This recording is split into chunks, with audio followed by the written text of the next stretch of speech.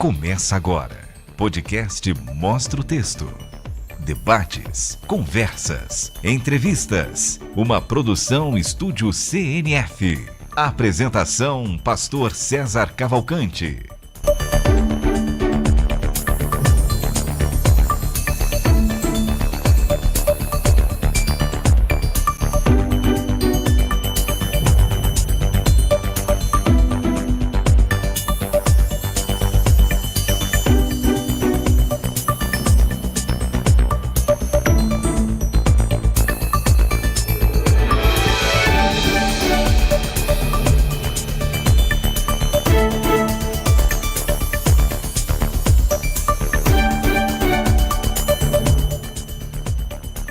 Na graça e na paz de Jesus, eu sou o pastor César Cavalcante, mais uma vez, para a glória de Deus, está no ar mais uma edição do programa Mostra o Texto, o podcast que começou aí abalando São Paulo, né? Porque a gente duplicou o número de audiência, triplicou às vezes e tal, e para a glória de Jesus está no ar mais um episódio do podcast Mostra o Texto, tá aí.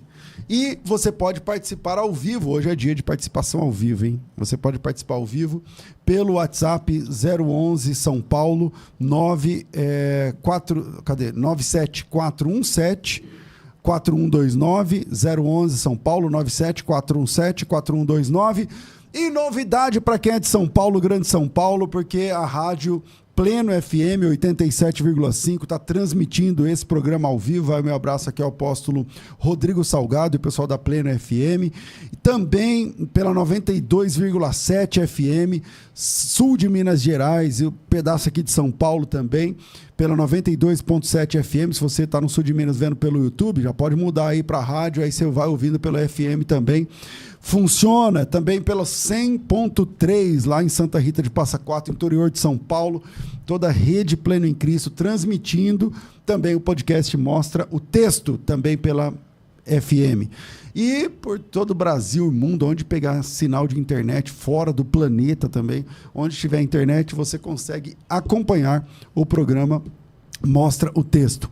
No programa de hoje, eu recebo aqui o Dr. Braz Gondim. Ele é médico, psiquiatra, tem várias especializações na área também da terapia e tal, e já trabalhou, por exemplo, no hospital público, enfim. E tem sido também um grande influenciador nesse meio do digital, através das suas lives todas as manhãs. É um amigo de alguns anos e já fazia tempo que não aparecia aqui no programa. Então, bem-vindo aqui, meu irmão, meu amigo, pastor, professor, médico, doutor Braz Gondim. Muito bom te receber. Eu que agradeço, César. Para nós é uma alegria a gente estar aqui batendo um papo. Todas as vezes que nós estamos aqui, a conversa sempre é de altíssimo nível. E é um ambiente muito propício esse espaço para a gente se aprofundar, descamar, nos debruçar sobre alguns temas que são muito importantes. Eu tenho certeza que toda a audiência vai se envolver, se identificar com muitos pontos que nós vamos tratar aqui nessa manhã. Que legal.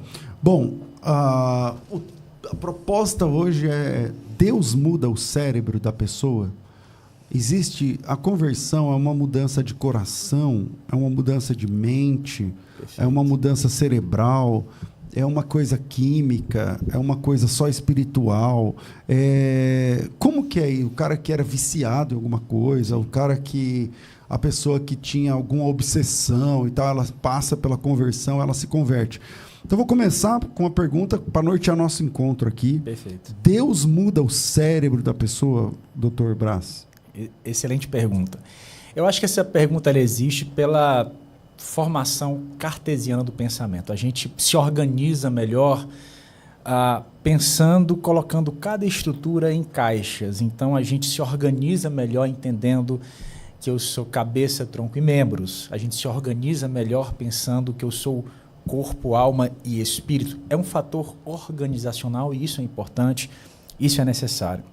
Agora, quando a gente entra no campo da percepção de si, da identidade humana, do fenômeno humano, vale dizer que não existe nenhum outro ser da natureza que seja semelhante ao homem. Se você vê um cachorro, existem inúmeros tipos de cachorro. Gatos, existem os felinos, existem inúmeros. Os peixes, tem da piaba ao tubarão, ok? Mas como o ser humano, não existe nenhum. O único ser capaz de alguma forma, se apresentar como um modelo contra-referencial à raça humana é o próprio Deus. Não existe nenhum outro. Interessante. Quando a gente fala de Deus e o cérebro muda, e pensando nessa estrutura cartesiana, aí tem um pouco da influência grega nesse sentido, a coisa do material e do imaterial. Espírito, alma e corpo. Se enxergar assim ajuda para explicar, mas, na verdade, não responde a todas as demandas. Eu não sou apenas um corpo influencia nas minhas emoções influenciam também nas minhas questões existenciais. O meu espírito vai também interferir e influenciar diretamente o meu estilo de vida e a forma como eu interpreto e absorvo informações do ambiente. Então, no final das contas, César, quando a gente fala Deus interfere no cérebro, Deus ele tem essa relação, e a resposta é sim, existem inúmeros estudos, grandes nomes, inclusive de autores no meio da neuroteologia, que sequer são cristãos, porém, eles admitem que a espiritualidade tem um peso extraordinário em toda essa neuroplasticidade, na forma como o indivíduo interage socialmente e também emocionalmente. Então, sim, a resposta para isso é sim. A ideia de Deus, o conceito de Deus muda esse efeito. Existe uma influência neuroplástica dentro dessa dimensão, e sim, pessoas que possuem um relacionamento com Deus vão apresentar alterações estruturais a nível de estímulos Quando você diferentes. fala de neuroplástica, o que é a tal da neuroplasticidade? Do que você está falando? Vamos lá. Essa é uma pergunta bem pertinente. Sabe quando você passa em frente a uma churrascaria e aquele cheiro de carne com aquela gordura te convida para dentro, e aquele cheiro, de certa forma, começa a trazer certas interações no teu organismo. Por exemplo, a sua boca começa a salivar, você fica com água na boca ali, o seu sistema nervoso começa a produzir mais enzimas para facilitar a digestão. Dá mais fome. Dá mais fome, você fica com vontade de comer, porque você começa a antecipar aquela experiência, não só pela alimentação, mas pelo prazer do sabor. Perceba, é uma informação sensorial que vem pelo olfato, mas que mexe com o nosso digestivo. Olha que interessante. Quando a gente fala de neuroplasticidade, inclusive, tem a teoria de Rebs, né, que falam sobre essas informações, elas vão se fortalecendo. Quanto mais você passa na frente de uma churrascaria e você começa a sentir aquele cheiro, você começa a ter aquela sensação, mais o seu organismo aprende a responder àquele tipo de estímulo. A tal ponto que vai chegar uma hora que você não vai precisar mais do cheiro. Você vai precisar ver só a foto da picanha, só a imagem da picanha, só o conceito da picanha. Aquilo vai ser suficiente para te estimular. Para encher a boca d'água também, de novo. Isso acontece no mercado de diversas formas. São Daqui chamados... a pouco da foto, é só falar. Só falar. Já pensou na picanha agora? Eu já estou pensando aqui onde é que você vai me levar para almoçar depois daqui. Então você percebe que isso está no mercado, isso está em vários lugares. A neuroplasticidade, o sistema límpido, está em todos os lugares. O que acontece? Se eu digo que você é incapaz, o que isso gera em você? Se eu digo que você é uma pessoa chata, que sentimento você tem? Se eu digo que você é um camarada extraordinário, quais os sentimentos que provocam em você?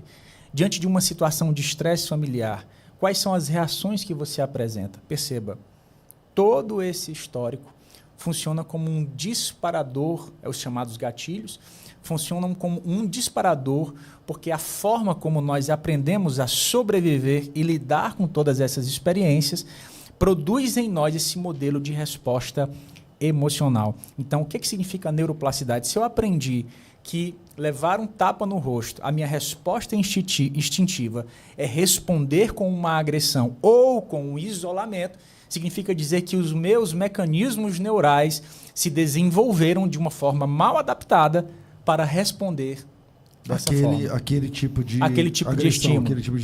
Aquele tipo de estímulo. É aí que, dentro desse conceito, se postulam aí várias teorias do temperamento, da personalidade, uma série de outras coisas. Como a pessoa reage, como ela responde àquilo que o Exatamente. ambiente, as pessoas responde. estão... E vale dizer que essa neuroplasticidade ela pode ser tanto incentivada, você pode fortalecer isso, essas respostas, essas reações, como também elas podem ser, digamos, eliminadas através de um mecanismo que nós chamamos de poda neural. Não, então peraí, calma aí. Quer dizer que uma criança que tem um pai e uma mãe presentes e que fala assim: mãe, a menina lá na escola falou que eu sou burra. Sim.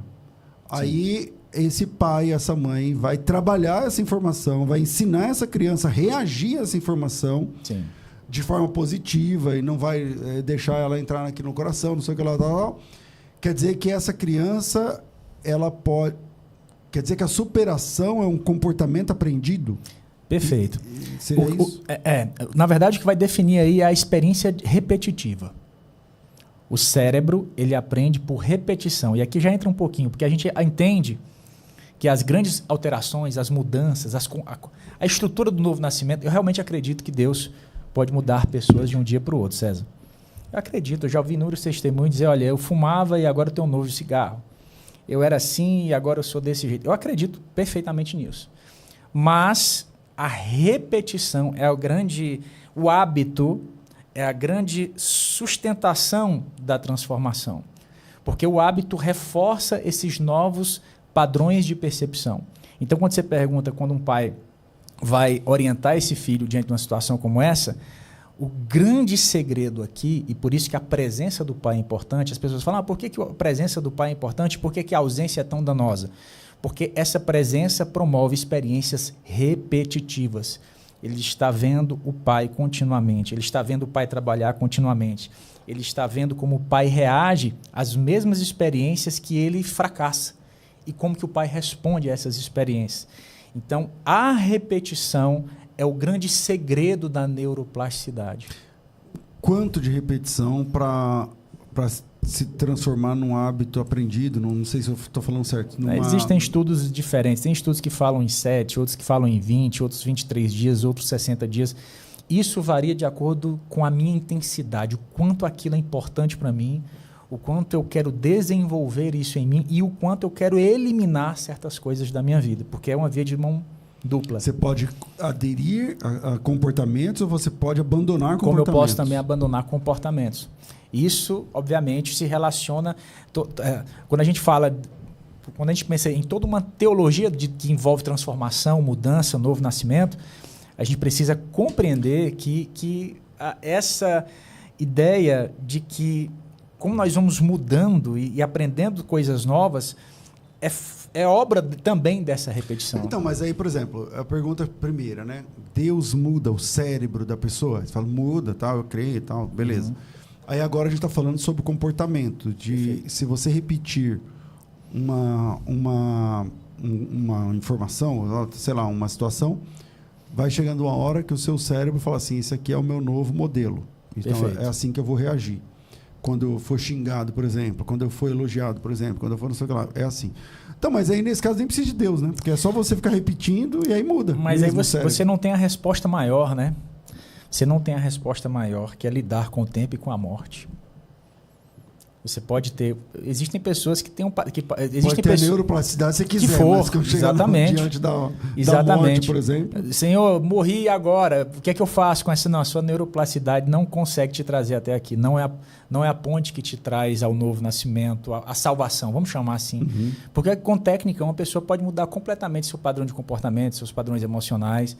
Na verdade, essa é a grande saga dos profissionais da minha área, por exemplo, né? Mas nenhuma ciência é capaz de levar o homem de volta para Deus nesse sentido. Por exemplo, isso também explica as pessoas que optam tanto, que buscam tanto a mudança de gênero, por exemplo. Então é um comportamento aprendido, tipo Vamos assim, lá. Eu quero virar uma mulher agora, Perfeito. Então eu vou começar Essa pergunta a agir, é muito reagir, interessante. Essa pergunta é muito interessante, César. Um dos principais componentes da identidade, César, é a repetição, é o hábito. Eu posso dizer para você assim, César, eu sou um atleta. Mas se eu não tiver hábitos de atleta, por mais que eu afirme isso para você, eu jamais vou me sentir como um atleta. Uhum. Jamais. Eu sou capaz de desempenhar esse papel aqui, tá? Como um ator. Mas ser lá dentro eu sei que eu não sou. Entende o que eu quero dizer? Entendo. Quando uma pessoa tem hábitos de um atleta, por mais que essa pessoa não vá competir profissionalmente, essa pessoa se sente como atleta porque ela tem uma vida de atleta. Eu tenho amigos, você conhece o querido Rodolfo Mariz, inclusive, um abraço para o Rodolfo. Ele tem uma vida de atleta, aquele camarada, apesar de não competir. Eu já falei várias vezes, Rodolfo, por que você não compete? Não, mas ele tem uma vida de atleta nesse sentido. Um dos componentes principais da identidade é o hábito, é a rotina. Por que pessoas se identificam? Recentemente a gente viu aí o grande fenômeno de pessoas, os Therians, pessoas que se identificam como animais. Né? Como é que chama? Os Therians. Né? Therians. Se identifica como um cachorro, como um gato. É interessante que a grande maioria se identifica como animais, pets fofinhos. Eu não vi ninguém se identificar como um peixe. Não sei porquê, fica aqui a minha... Fica a minha dúvida. Fica a minha dúvida. Uns animais estranhos. Uma minhoca. Uma minhoca, exato. A grande questão é que o indivíduo começa a desenvolver hábitos referente a um certo papel desempenhado, que ele passa a incorporar, vamos usar esse termo, tá? Ele passa a assumir certas percepções sensoriais provenientes daquela identidade, daquele hábito. Então, se o camarada, como homem se imagina, assim ele é. Se o camarada passa a absorver hábitos referentes a uma estrutura, a uma identidade, a um ser, a um gênero, essa percepção de si enquanto identidade vai sendo reforçada. A esse mesma é o grande coisa dilema. do cara que nasceu e o pai dele é daquele corintiano roxo. Perfeito. Aí ele vai vendo o pai dele, não sei o quê, daqui a pouco ele desenvolve aquele amor pelo Corinthians. Né? Aquele negócio é uma construção. Porque ele se vê de uma tanta construção ele se vê cerebral naquilo. Entende o que eu quero Cara, dizer? a mesma coisa do sotaque. Sotaque, perfeito. A mesma coisa. Perfeito. Então, quer dizer, essa história de que eu nasci num corpo errado, não sei o que lá, não tem sentido, então. É mais uma questão comportamental Tem mesmo. várias nuances nesse sentido. Porém, uma das principais nuances aqui, eu sei que existem especialistas em gênero que podem trazer até uma percepção um pouco mais profunda sobre isso, mas o hábito, um dos componentes, um dos pilares desse fenômeno social, tá? Dessa identificação, né? Diferente de gênero, enfim, de identificação diferente de outras estruturas, se relaciona muito com o desenvolvimento desse hábito. A pessoa desenvolve hábitos que validam internamente aquela identidade para aquela pessoa. Não consigo me enxergar de outra forma, porque ela não desenvolveu hábitos referentes de uma outra forma, por exemplo. E é por isso que também o contexto cultural é muito importante, ter ambiente cultural, porque a cultura também traz isso. A cultura traz dentro do seu componente o hábito em si. Entende? E isso vai ajudando, contribuindo com a formação da identidade daquele indivíduo. Total, entendi. Bom, eu vou abrir o microfone para você fazer a sua pergunta também e o WhatsApp está aqui. Então você pode mandar o seu áudio pelo WhatsApp. Vou pedir para o Cláudio colocar aqui o número do WhatsApp. 011 aqui em São Paulo. 97417-4129, 97417-4129. Nesse número você consegue fazer a sua pergunta. Então, se você não quiser se identificar por um motivo e tal, você não precisa se identificar.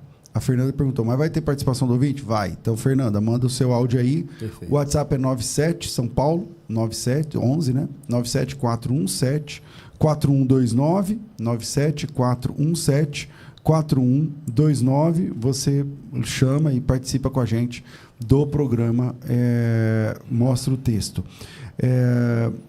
O que ocorre, Dr. Braz, com o sistema interno da pessoa, com o cérebro, sei lá, sistema nervoso, sistema límbico, sistema neocórtex, sei lá, não sei falar as coisas, mas o que acontece dentro do camarada que opta, por exemplo, por uma vida devocional Sim. regular? Perfeito. Isso é muito importante. Vamos lá. Quando nós falamos a partir de uma perspectiva de bem-estar, deixa eu usar a expressão aqui, cura emocional, acho que é válido aqui. O que leva uma pessoa a optar por uma vida, às vezes, obviamente, disciplinada, regrada? Essas pessoas que optam por esse caminho. Vamos lá. Eu acho que isso é importante até para responder um outro ponto. Por que para algumas pessoas a oração para elas não surtem efeito nenhum? Porque para algumas pessoas algumas coisas simplesmente parecem... A fé, no dia, a gente escuta muito isso, né? Falta de fé ou falta de oração. Qual que é a grande questão? O cérebro, ele responde por intermédio de prioridade. Para ele, a prioridade é importante. A prioridade é tão importante que é capaz de fazer uma pessoa não dormir ou acordar bem mais cedo. A prioridade...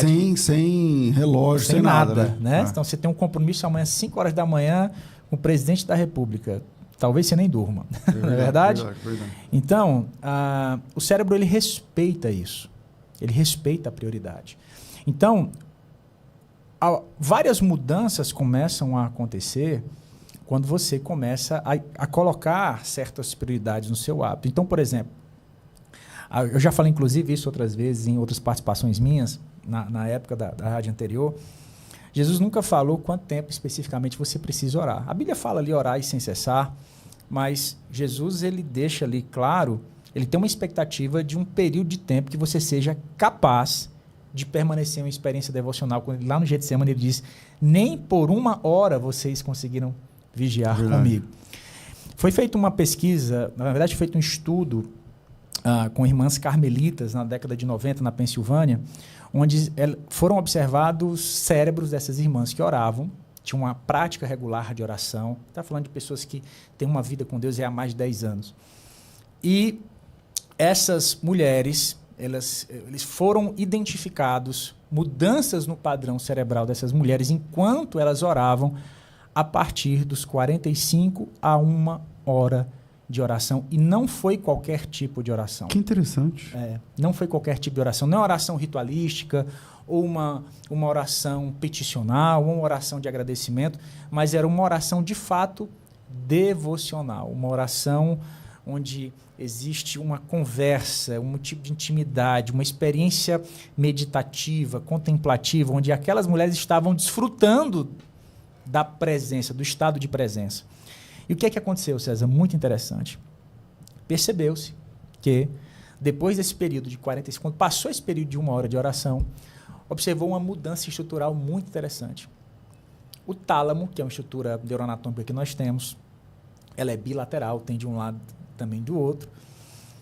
O tálamo, uma das funções do tálamo é a percepção da realidade. Eu sei que esse copo está aqui, eu sei que essa xícara está aqui, eu sei que você existe por causa do tálamo.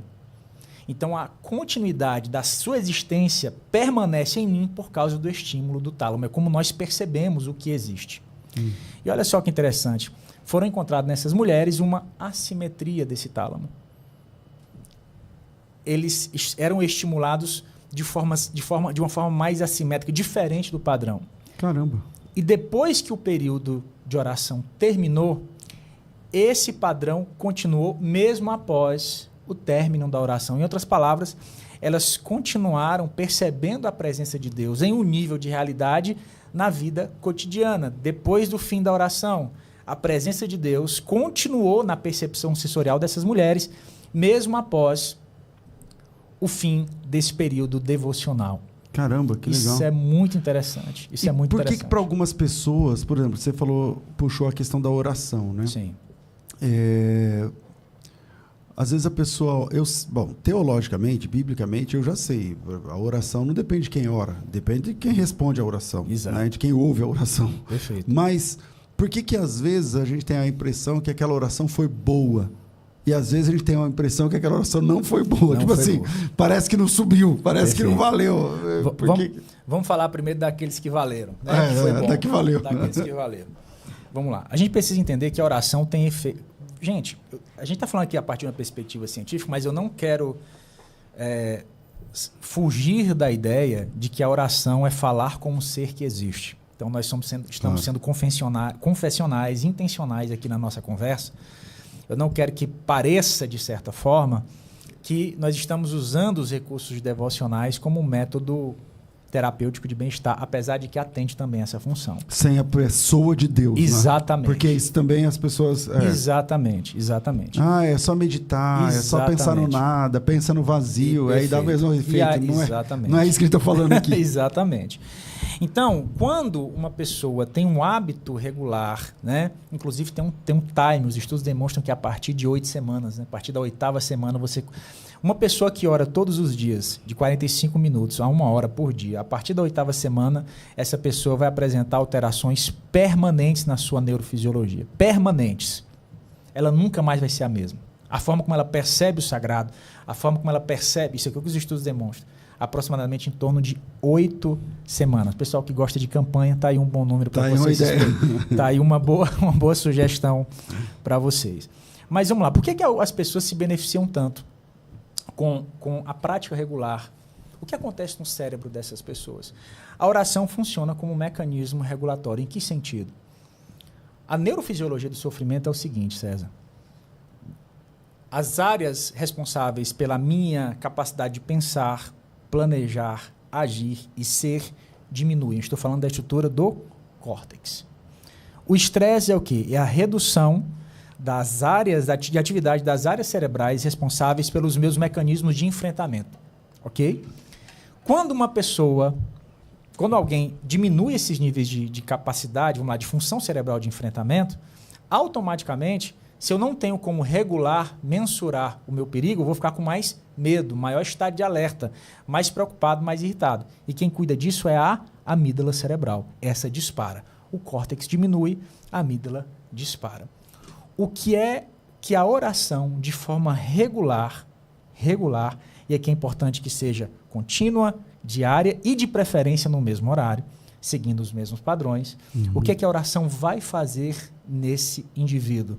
Vai regular esses processos de estímulo, é o que os estudos demonstram, ativando essas áreas cerebrais responsáveis pela calma, pela agência, pela capacidade de ser, pela capacidade de lidar e diminuindo as áreas responsáveis pelo medo, pela angústia, pela raiva. Vale dizer, inclusive, César, tem um camarada chamado James Fowler, ele escreveu o livro State of Faith. Ele fez uma curva, ele fez como a fé age no cérebro de um indivíduo ao longo da vida. Né? Ele fez um mapa. Fez um mapa da fé ao longo da história. E ele acabou identificando que a fé surge ali na criança, ali no berço, no peito da mãe. A essência primitiva da fé surge quando aquela criança começa a identificar confiança e lealdade. Quando a criança começa a identificar um senso de confiança e lealdade, ali é o substrato da fé. Essa experiência neuroafetiva da criança vai se transformar depois, é o embrião da fé no futuro. Isso é muito interessante, porque isso depois se apresenta como uma figura paterna. Né? Já tem um monte de gente mandando pergunta aí, né, Cláudio? Mas assim, isso que você está falando, por exemplo, o cara que tem um vício, sei lá, droga. Perfeito. Sei lá, pornografia, sei lá, remédio. Vamos sei antes. lá, o cara que tem um vício. Se ele aplicar, se ele começar uma vida de oração, sim, quer dizer que ele tem muito maior chance de se libertar disso. Vamos lá. Eu vou até antes, só para você entender. Porque quando a gente fala vício, eu já vou responder a questão do vício, mas eu vou até antes. Eu vou falar daquela pessoa que tem um sofrimento emocional. Uma pessoa que não superou. Que não superou. É aquela pessoa que, quando ela ora, ela não consegue enxergar os benefícios dessa oração. É uma pessoa que, apesar de se definir como cristã, nesse sentido, é claro que não é uma vacina, nesse sentido, de uma forma direta, mas essa pessoa, parece que para algumas pessoas, essa fé não responde às suas questões emocionais. E aí agora vale também para a questão do vício. Entenda. O cérebro, eu vejo que está aqui agora, mas o cérebro tem uma função muito interessante. O cérebro tem uma função de querer prever o futuro. O cérebro, ele está constantemente trabalhando, antecipando soluções. Nós estamos aqui agora, por exemplo, imaginando o desdobramento dessa nossa conversa. A gente está imaginando o impacto que isso pode ter na vida das pessoas, em quantas pessoas isso pode alcançar. A gente está pensando em todos os desdobramentos possíveis dessa nossa experiência. O cérebro está constantemente. Eu faço isso e agora vai para aquilo. E é isso que a gente define como visão. Sabe a visão do empreendedorismo? Sim. A visão do líder? Sim. É uma função cerebral, a visão. Entende? Nesse sentido, tá? Claro, tem a questão da fé, tá tudo bem, mas atende a uma demanda... O cérebro mesmo já fica tentando se antecipar ao que vai acontecer. Exato. Então, essa visão, ela tem a função de antecipar soluções e preencher lacunas, vazios que eu carrego. Só que tem um problema, César. A forma como o cérebro estrutura essa minha visão de futuro, que é o que vai me trazer alívio para os meus problemas de hoje, ela segue o padrão da forma como a gente faz a leitura do passado. A minha visão, a partir dos meus traumas, do que eu vivi, das experiências que eu tive, se eu me vi como uma pessoa, se eu tenho uma vida de trauma, se eu tenho uma vida de anulação de identidade, de baixa autoestima, de experiências terríveis que eu passei, a minha opinião que eu carrego sobre a minha pessoa ao longo da minha história vai influenciar diretamente essa minha perspectiva de futuro. Trazendo para o nosso contexto, a nossa fé ela é muito influenciada pela leitura que nós temos da nossa própria história. E aí você pergunta, por que algumas vezes, algumas pessoas parece que a fé delas não é suficiente? Aí não é o problema da fé, o problema, dentre outros, é algum dos tópicos que pode responder essa pergunta. Um dos tópicos que responde essa pergunta é a leitura que a própria pessoa tem da sua história. O cérebro vai se basear nessa leitura para trabalhar esse modelo de fé, como prova das coisas que esperam, né? Firme fundamento do que se espera e prova do que não se vê. Só que o histórico emocional dessa pessoa foi ver catástrofes ao longo da vida, essa fé vai ser influenciada negativamente pelos seus traumas. Se ela tiver uma baixa autoestima, ela já tem problema de fé, por exemplo. Exatamente. A visão dela, a perspectiva, a fé dela pode ser profundamente influenciada nesse sentido. Por isso que, para algumas pessoas, a fé não faz sentido aqui, entre muitas aspas, para uma experiência de cura emocional. Tem aqui uma pergunta do EBPNL Clínica. Está falando o seguinte: o que o doutor tem a dizer como médico sobre o uso da hipnose no tratamento terapêutico? Sai um pouco do assunto, mas acho que é uma boa pergunta. Não é uma abordagem que eu utilizo, não tenho formação em hipnose, não é uma abordagem... Freud utilizou bastante, vários outros, principalmente na psicanálise, enfim. Hoje tem também institutos de hipnose. Não é a prática que eu tenho expertise aqui para falar para vocês, porque não compreende o meu arsenal terapêutico. Mas obrigado pela pergunta mesmo assim. Vamos lá. Eu tenho já tenho aí perguntas, né? Tem texto e tem perguntas. Mas antes, deixa eu só falar para vocês. Na noite de segunda-feira, né, mais conhecido como anteontem, a gente fez aqui a imersão de leitura assertiva. Muita gente lê. No meio evangélico, o meio evangélico é o público que mais lê no Brasil. Mas nós temos um fenômeno, que são os empilhadores de livros. O cara vai lá, compra o livro e depois não lê o livro. Compra o livro, começa a ler o livro, abandona o livro. Ou só compra o livro mesmo, coloca lá na estante, porque tem uma estante cheia de livros, é muito legal, para fazer live.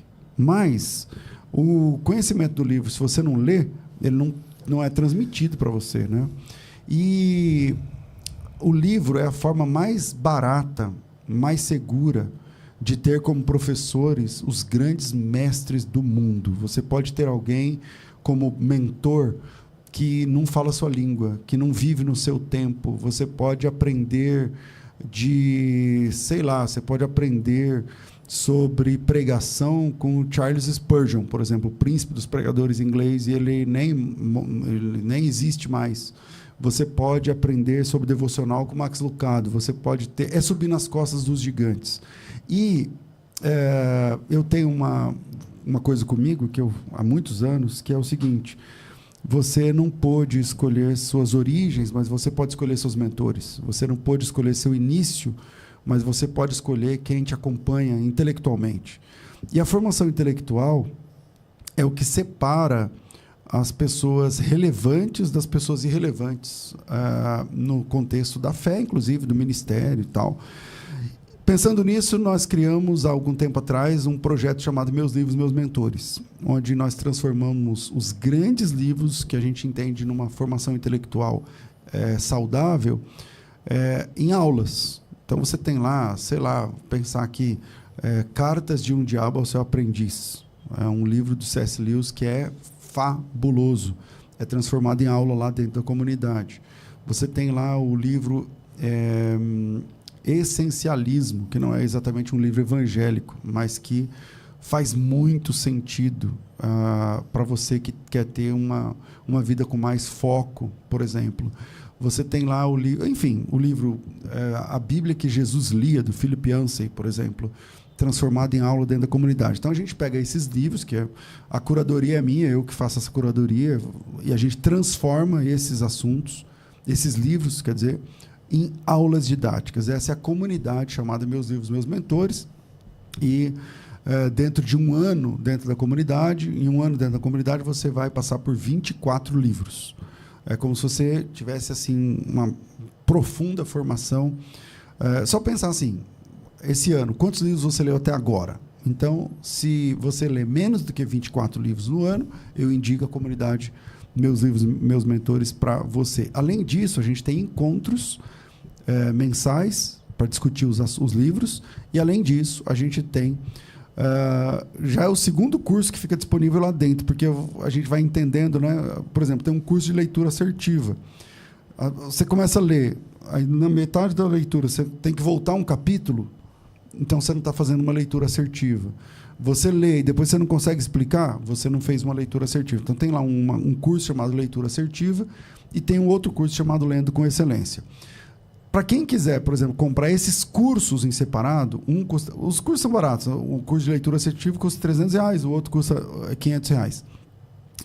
Mas dentro da comunidade Meus Livros e Meus Mentores, você paga R$ 39,90 por mês e você tem acesso a todos os livros e também aos cursos que eu falei. Então, se você pode investir, coloca essa câmera aqui, não sei se está funcionando. Se você quer investir R$ 39,90, R$ 39,90 por mês. São 12 meses, então R$ 39,90 vezes 12. 40 contos, vezes 12, eu não sei, dá 400 e pouco. Se você pode investir R$ 39,90 por mês, que é o preço de uma pizza barata, pizza lá sei lá, onde você mora aí, não sei quanto custa uma pizza. Então, se você pode investir esse valor na sua formação intelectual, essa é a segunda turma que está sendo aberta do Meus Livros e Meus Mentores. Então, você pode entrar na comunidade clicando no link que está fixado aqui no chat ou no link que está disponível na descrição do vídeo. Você paga R$ 39,90, são 12 parcelas. Se você quer pagar à vista, ainda tem desconto. Tá? Se você quer pagar à vista, tem desconto. Ganha acho que 2 parcelas aí de desconto.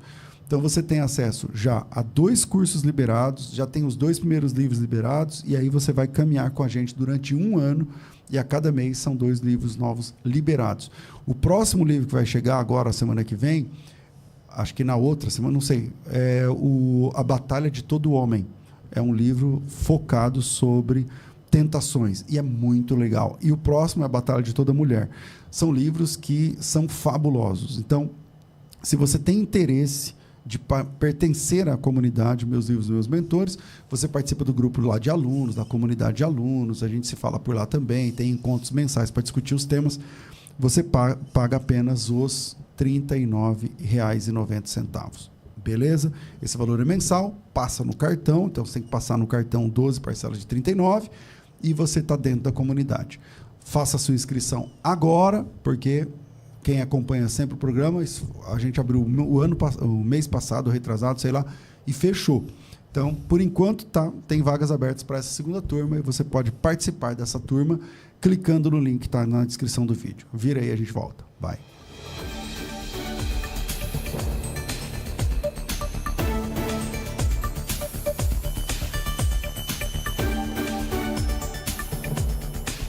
Podcast Mostra o Texto. Estamos de volta com o podcast Mostra o Texto e você pode mandar a sua pergunta. Então vamos lá, vamos de áudio. Eu provoquei falando que ia soltar o áudio, agora tem que cumprir, né? Bora lá. Porque eu quero eu mesmo ficar fazendo as perguntas aqui, mas ninguém merece, só eu ficar fazendo. Então solta aí o áudio, vai. A paz do Senhor e bom dia ao pastor José Cavalcante e Dr. Bas Goldin. A minha pergunta é a respeito da neuroplasticidade. Uma pessoa que se converteu, era usuário de drogas, se converteu, não usa mais drogas, mas criou novos hábitos mas com o passar do tempo, 2 anos, 3 anos, começa a ter recaídas e volta à prática de usar droga de novo. Dentro da neuroplasticidade, o que ocorreu? Se já se criou novos hábitos, se já se tornou uma nova criatura, o que pode ter acontecido? Excelente. Posso Doutor falar? Braz. Perfeito. O que acontece? A dependência química, o vício, tá? É uma alteração no nosso sistema dopaminérgico. A dopamina é um neurotransmissor, né, que age na fenda sináptica e ele é responsável por foco, concentração e também pelo nosso mecanismo de recompensa. Quando uma pessoa está viciada em algo, existe uma alteração funcional importante nesses nossos mecanismos de recompensa, capaz, inclusive, de gerar sintomas de abstinência, craving, a questão da irritabilidade, né? Imagina uma pessoa que é viciada em doce, quando fica sem doce, ela fica irritada, né? O açúcar consegue promover isso também. O que acontece? A dopamina tem um efeito, César, no cérebro, que nós não podemos subestimar. A ausência de dopamina pode provocar alterações afetivas profundas, levando a quadros depressivos profundos, e o excesso de dopamina pode estar também relacionado com alterações graves, como a esquizofrenia, por exemplo. O que é excesso de dopamina? A dopamina faz o quê? Como que é? Então, é um neurotransmissor que é responsável pelo nosso foco, pela nossa concentração e pela nossa satisfação e prazer. Alegria ou não? Também. É responsável pela antecipação. Por exemplo, se você chega com os meus filhos e fala assim, nós vamos para a Disney amanhã, ou daqui a 2 dias, eles vão ficar cheios de dopamina, antecipando essa experiência até o momento que eles entrarem dentro do avião para ir para a Disney, chegar lá e viver toda aquela experiência. Então, quando uma pessoa tem um vício, ela condiciona a biologia dela à experiência daquele estímulo que o produto ocasiona, provoca, oferece. E qual que é o ponto? Com o passar do tempo, lembra que eu falei que na neuroplasticidade a repetição vai fortalecendo aquela experiência, e aquilo gera um tipo de tatuagem, cicatriz nessa nossa via neuroplástica. Cria um caminho. Essa é a palavra que Rebs usa. Caminhos neurais. Essa é a palavra. Exatamente. Há um caminho. Esse caminho é um caminho velho, é um caminho... Aqui a audiência já vai entender essa minha nova referência aqui agora. É um caminho antigo, é um caminho que perdura por anos, é um caminho que foi fortalecido pela repetição ao longo dos anos. O que acontece? Ainda que essa pessoa ela comece a desenvolver novos hábitos, o seu circuito dopaminérgico reconhece como um mecanismo de escape pela memória emocional, pela memória sensorial do produto, que aquilo pode ser uma saída viável. Então, é aquela sedução da serpente. Come, bebe, fuma. É a melhor saída, é o caminho mais curto para o alívio. Esse assédio, ele continua ao longo da vida, ainda que uma pessoa seja cristã. Então, esse tipo de assédio aqui, entre muitas aspas, que é justamente a percepção da facilidade de um caminho, porque o vício é isso. O vício nada mais é do que um mecanismo de anestesia existencial. A pessoa ela realmente não consegue enxergar nada de bom no seu presente, então ela precisa de uma experiência de intensidade emocional para fugir da realidade dela. Então, por isso que é tão atraente todos esses, entre aspas, produtos. Então, no futuro, esse cristão ele vai ter vai ser assediado para esse regresso justamente nos momentos de crise, nos momentos de estresse, nos momentos de frustração. É aqui que precisa ter muito cuidado. E aí a questão, você falou de caminho. Assim como o vício foi um caminho muito sólido, visceral, muito presente, muito real para aquela pessoa, esse precisa ter um contraponto. Essa pessoa precisa de um novo caminho. Um caminho vivo, um caminho cheio de cor, um caminho de textura, um caminho que tenha, de igual modo, um nível de profundidade que seja capaz de gerar uma memória de trabalho, uma memória afetiva de dizer, você tem essa opção aqui, mas você também conhece os benefícios de andar por aqui, por escolher mais esse robusto. caminho. Exatamente. E Esse profundo. caminho é tão profundo como esse que você teve e agora tome uma decisão. Esse é o grande ponto. Pronto, aí explicou o João. Você tem um caminho Explicou neuroplástico, João Jesus falando, eu sou o caminho. a verdade é a vida. O A novo e verdade é a vivo O novo e vivo caminho. Tinha um caminho de morte, um caminho velho, um caminho de trauma, um caminho de vício, e agora tem um novo caminho que é vivo, que tem cores, que tem texturas, que tem experiências, que tem memórias emocionais associadas. Então, eu tenho que fazer essa escolha. Só que aí o caminho é igual lá no filme Matrix, né? Saber o caminho é uma coisa, caminhar no Oferecer caminho é as pílulas, diferente. né? Exatamente. Então, é isso aí. Vamos lá, temos... O que nós temos aí, Cláudio? O que você quer colocar? Áudio? Então solta aí.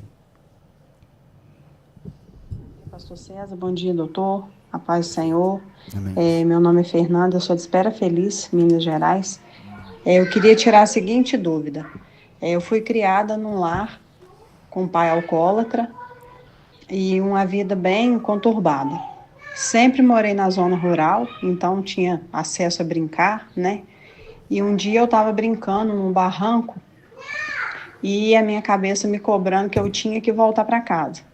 Mas estava com os primos e brincando e fui ficando ali. Quando eu cheguei em casa tinha havido uma desavença muito grande, uma briga e uma agressão. E eu fiquei me cobrando naquele momento ali. E hoje eu já estou com 44 anos e eu não consigo sentar e assistir uma série, por exemplo. Minha cabeça está sempre me cobrando que eu estou fazendo uma coisa errada, como se eu estivesse fazendo uma coisa errada. Dá para mudar esse pensamento, doutor? Obrigada. Excelente. É tipo um trauma, então. É um trauma. Esse é um exemplo um clássico de trauma emocional. O senhor está vendo que o senhor precisa vir mais vezes aqui no programa. Né? Inúmeros casos como esse, inclusive, na minha prática clínica. Mas vamos lá. Como que resolve isso? De uma forma muito clara, tem 2 pontos. Aqui, o desenvolvimento de estratégias de regulação emocional, ou seja, essa irmã precisa aprender a lidar com essas emoções quando elas surgirem de forma inesperada, de forma comprometedora, de forma disfuncional. Então, em primeiro lugar, ela precisa aprender a desenvolver essas ferramentas de regulação emocional, que, inclusive, as práticas devocionais são umas dessas ferramentas de regulação emocional. E a segunda coisa é o reenquadramento dessa experiência. É o que muitos terapeutas gostam de chamar de ressignificação. Minha irmã, e se foi um livramento você não está lá naquela hora? É a forma como você escolhe interpretar isso. A Bíblia diz no 1 Coríntios, no final do capítulo 2, quando Paulo classifica os 3 tipos de pessoas, naturais, espirituais e carnais. E o que ele fala do espiritual é que ele discerne tudo. A espiritualidade é o dom, a capacidade e o poder de reinterpretar as experiências vivenciadas. Aqui você quer resolver isso de forma poderosa, abençoada, de uma forma edificante. Todas as vezes que esse pensamento, essa lembrança vier diante de você, diga, foi um livramento. Teria sido muito pior se você tivesse visto essa cena. O Senhor te preservou, minha amiga, e melhor, brincando com os teus primos, se divertindo, e é claro, aí você tem esse mecanismo de culpa, aí é um outro ponto, né? Por que você não se sente autorizada? Por que você não se sente validada? Aí é uma outra questão que precisa de tempo, formar novos caminhos neurais nesse sentido, mas você pode, a partir de agora, hoje, que dia é hoje, César? Hoje é dia 10. Dia 10 de setembro, nunca mais você vai se lembrar como uma perspectiva de culpa. A partir de hoje, você pode ver isso como um ressignificado. Foi um livramento. Uma forma de exercitar isso simplesmente repita, verbalize isso. Quando isso vier na sua mente, diga, foi um livramento. Você tem o poder, a Bíblia te dá esse poder. E porque foi mesmo, não é que você está querendo fazer enganar o seu cérebro, não, porque na verdade foi mesmo. Exatamente. Então tá tudo bem, minha irmã. Se perdoe, vida segue adiante, vida que segue. Você queria mostrar um texto, uma mensagem de texto? É isso, Cláudio? Se você quiser colocar na tela aí, eu leio, ou se quiser postar na tela aí, eu não sei o que você quer fazer. Fala aí para mim. Na tela? Então vamos lá.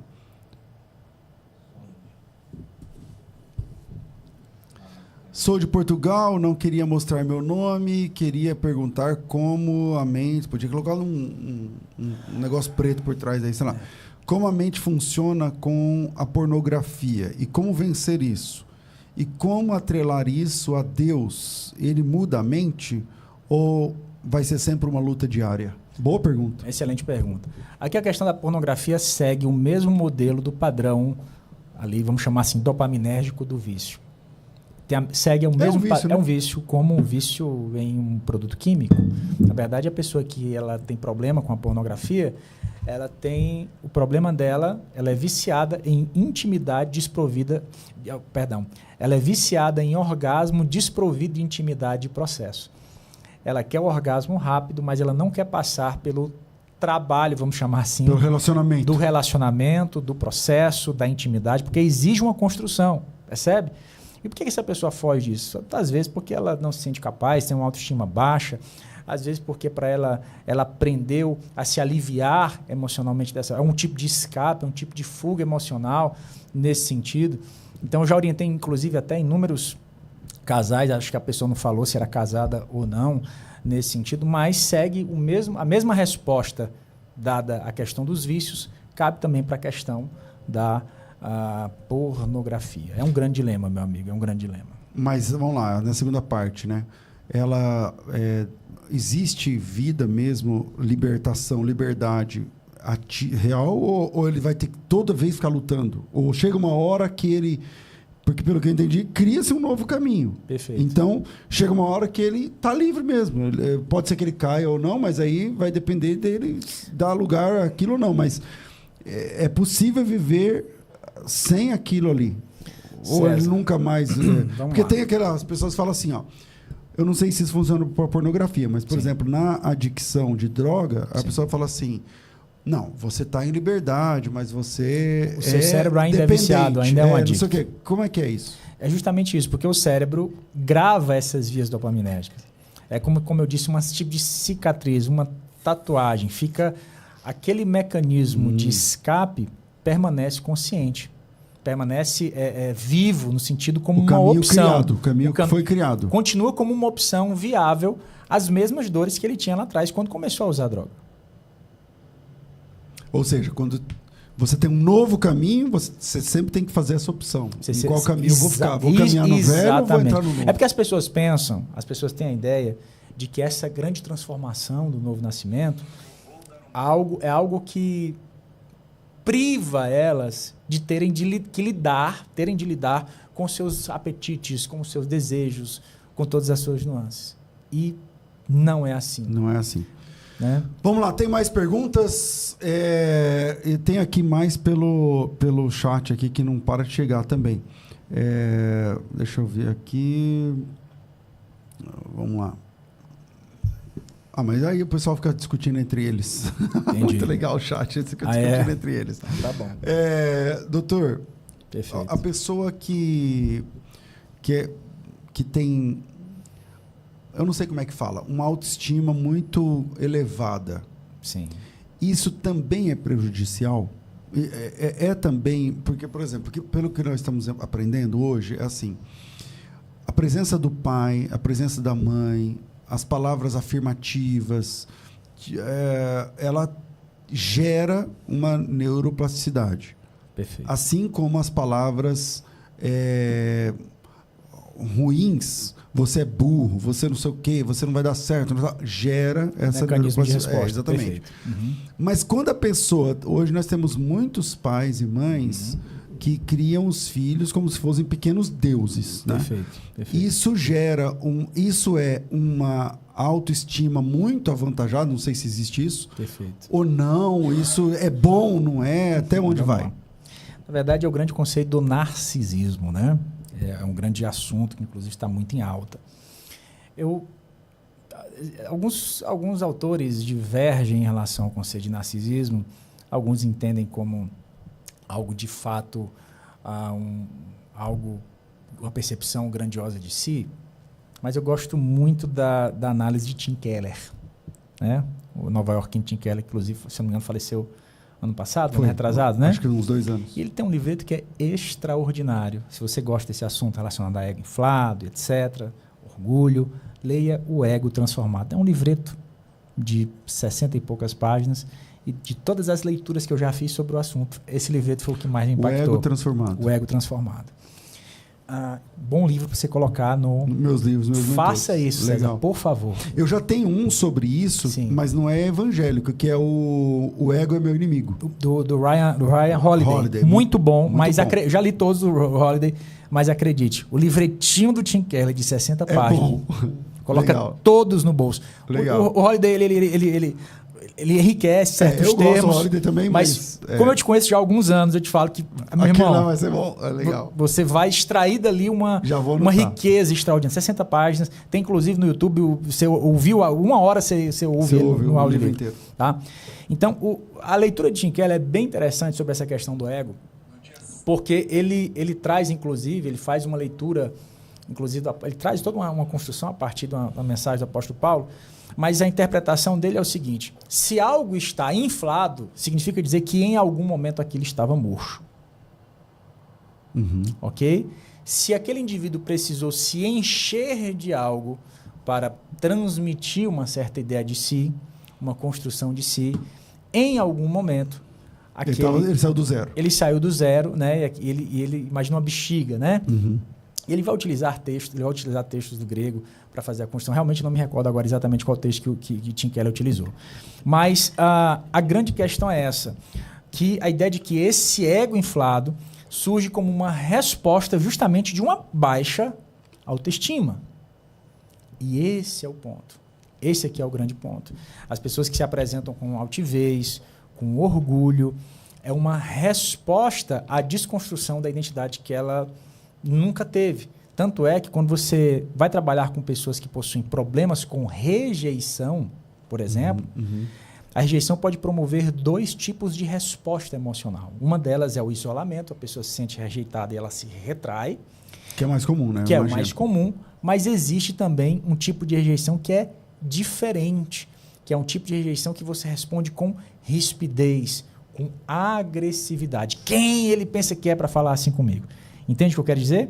Então, existe aqui um inflar de um senso de importância. Inclusive, o apóstolo Paulo fala, não tenha sobre você nenhum senso de valor que seja acima, cada um considera os outros superiores. Inclusive, César, alguns textos na Bíblia que eu realmente eu declaro que eu tenho dificuldade de entender. Esse é um deles, aquele de Eclesiastes, não seja bom demais nem ruim demais. Eu tenho dificuldade de entender esse texto. Não seja demasiadamente justo. Exatamente. Então, quando nós pensamos em um ego inflado, na verdade apenas uma manifestação sintomática de alguém tentando lidar com o seu vazio. Legal.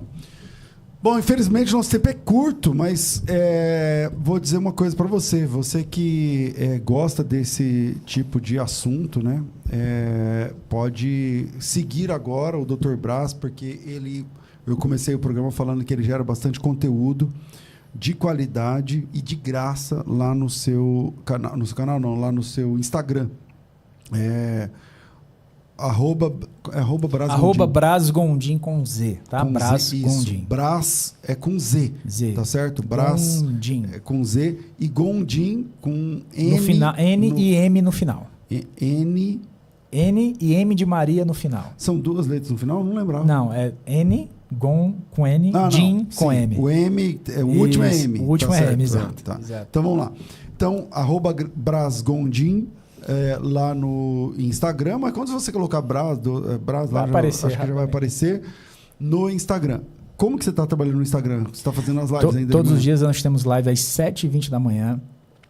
Inclusive, essa live foi até uma ideia do César, tá, gente? A gente estava tomando um café lá em casa, ele disse, Braz, faz as lives. Eu disse, será, César? Ele, não, faz todo dia. E no começo era pouca gente, né? Eram 6 pessoas, 12 pessoas. Hoje já teve época que foi 450, quase 500 pessoas. E agora está ali uma média de 200 a 300 pessoas, por aí, mais ou menos. E crescendo. Então, são fases, são períodos, e a gente está ali todos os dias. Siga lá, @Braz Gondim no Instagram. Porque você vai ter ali todos os dias assuntos realmente pertinentes, está aí na tela para você. E as lives, né? As lives ficam salvas ou não? As lives, na verdade, né, a gente tinha os assinantes do perfil, do perfil tinha um serviço de assinatura, mas não assinem porque eu estou desativando a assinatura essa semana, inclusive, então não estou dando conta, nem assina, tá? Essa semana eu vou desativar as assinaturas, mas todos os dias tem ali as lives às 7h20 da manhã, elas não ficam gravadas, obviamente, mas você tem ali a oportunidade de todo dia estar com a gente, tem uma comunidade extraordinária. Mas lá você responde? Respondo perguntas, sim. Então, sim. legal. Então, é todo dia, né, gente? Então, super vale a pena. Respondo tanto nas lives como também no direct. Se você tiver alguma dúvida, quiser me chamar no direct, vou ter o maior prazer em te responder. Maravilha. Dr. Braz, muito prazer te receber aqui mais uma vez. Prazer é meu amigo. O pessoal está perguntando o nome do livro do ego aí, como que chama? O Tim Keller, O Ego Transformado. Tim Keller. Posso falar do meu livro também? Eu esqueci até de falar. É verdade. Você trouxe o livro aí? Eu não trouxe, rapaz. Me perdoa. Vamos lá. Gente, tem como colocar aí? Eu acho que tem na arte do Stories que vocês lançaram hoje, tem meu livro na capa. Chama-se A Vida Além da Dor. Tá? Esse livro... Inclusive, você teve no lançamento do livro lá no show, teve lá com a gente, foi algo especial. A Vida Além da Dor, onde ali eu explico como todas essas feridas emocionais se desenvolvem, seus desdobramentos na forma de pensar, de se relacionar, de sentir, e também como encontrar novos caminhos para essa experiência. A Vida Além da Dor, ele fala sobre a ferida e o trauma emocional, e obviamente a cura, e você vai encontrar lá no meu site, brasgondin.com, Brasgondin, tudo junto.com, nós enviamos aí para todo o Brasil. Então, Brasgondin, começa, o Gondim é com M no meio e N de navio no final. É N de navio no começo e M de Maria no final. E Braz com Z. Então, Brasgondin, lá no www.brasgondin.com.br, você vai achar lá o livro. Você conseguiu achar o livro aí, Cláudio? Será para colocar? A arte do Stories tinha, inclusive. Eu tenho o livro aqui, podia ter trazido também. Não me lembrei. Mas fica disponível para você lá também no brasgondin.com.br e sigam lá no @brasgondin. Apareceu aí. Apareceu pronto. Aqui, meu amigo. Tá, olha que top. Colocou um livro mesmo. Exatamente, que legal. Obrigado. Então, A Vida Além da Dor, Dr. Brasgondin, fica disponível lá para você. Dá para comprar por onde? Pelo Amazon também? Pelo site. Por enquanto, ainda só no site. Só no site, tá? brasgondin.com. Maravilha, maravilha. Dr. Braz, quero agradecer mais uma vez. Amigo, privilégio estar com o senhor aqui. E não fica mais de um ano de novo. Não. Vamos marcar sim, vamos estar aqui junto. O outro livro que estão perguntando foi o que eu falei, esse vai ter lá no Meus Livros, Meus Mentores, o Ego é o seu inimigo. Transformado. O Ego é seu inimigo. E o Ego é seu inimigo, do Ryan Holiday, e o seu do Tim Keller, o Ego Transformado. Tá? Então são esses dois livros aí, quem quiser comprar, sai na captura aí. E eu falei aqui dos Meus Livros, Meus Mentores, tem vagas abertas agora para a segunda turma, o valor é R$ 39,00 apenas, e são 24 livros por ano, e encontros mensais e cursos dentro da comunidade. Vem participar dessa minha comunidade. Estou ficando por aqui, mas às 14h a gente volta com o Bom e Velho Crescendo na Fé. Tudo isso e muito mais a gente faz dentro do reino, se for da vontade dele.